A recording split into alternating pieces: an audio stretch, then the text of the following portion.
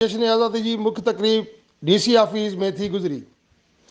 District and session जज Abdul Ghafoor कलड़ो, DC Jacobabad Mohammad Yusuf Sheikh, ज़िले council के chairman Mir Tahir Hussain Khoso, SSP Jacobabad doctor Sumer Noor Chano, chairman municipal committee Mir Ghulam Abbas Jakhrani ऐं ॿियनि झंडो फड़काए तकरीब जो इफ्तिताह कयो।